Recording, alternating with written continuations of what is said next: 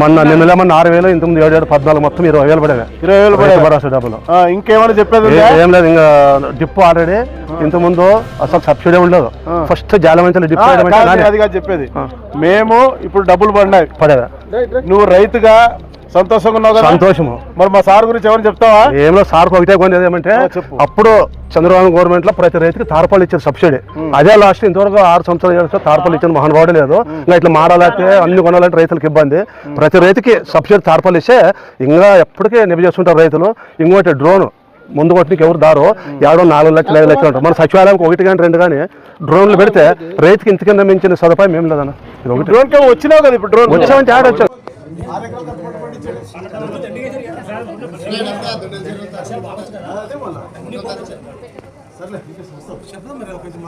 అందరికీ నమస్కారం. ఈరోజు రైతన్న మీకోసం అనే ప్రోగ్రాంలో భాగంగా జాలమంచి గ్రామంకి రావడం జరిగింది.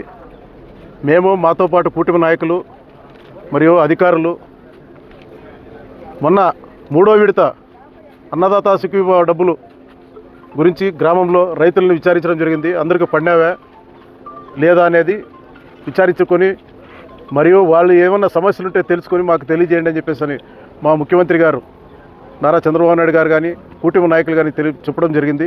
అందులో భాగంగా ఈ గ్రామంకి రావడం జరిగింది. మరి ఈ గ్రామంలో దాదాపు 496 మంది రైతులకు 3 విడతలుగా 36 కోట్ల రూపాయలు రావడం జరిగింది ఈ గ్రామానికి. ఈ 7 నుంచి 8 నెలల్లో అన్నదాత సుఖీభవ పథకం కింద 3 విడతల్లో 36 కోట్ల రూపాయలు ఈ గ్రామంకి రావడం జరిగింది. దాదాపు 496 మంది రైతులకు. మరి గ్రామంలో రైతులందరికీ ఇప్పుడు మేము ఇక్కడ వచ్చిన నాయకులందరూ దాదాపు చాలా ఇండ్లు తిరిగాము. అందరూ మీ పరిస్థితి ఏముంది, మీరు ఏదైనా మా ముఖ్యమంత్రి గారు కానీ మా కుటుంబ ప్రభుత్వానికి కానీ ఏదైనా తెలియజేసేది ఏమైనా ఉందా అని చెప్పేసి అడగడం జరిగింది. అయ్యా ఏం లేవు, 2-3 ఏదో వాళ్ళు రైతులు చెప్పడం ఏమంటే, పొలాల్లో బోర్ ఎండిపోయింది, దాన్ని ఏమైనా రీప్లేస్మెంట్ చేయడానికి ఏదైనా అవకాశం ఉందా అని చెప్పేసి అంటే, అగ్రికల్చర్ అధికారులు అయ్యా మాది కాదు సమస్య, అది ఎన్ఆర్జీఎస్ సమస్య, దాని గురించి సెక్రటరీ గారు వాళ్ళతో మాట్లాడితే సరిపోతుందని చెప్పేసి అని చెప్తే వాళ్ళ గారు అదే వివరించడం జరిగింది.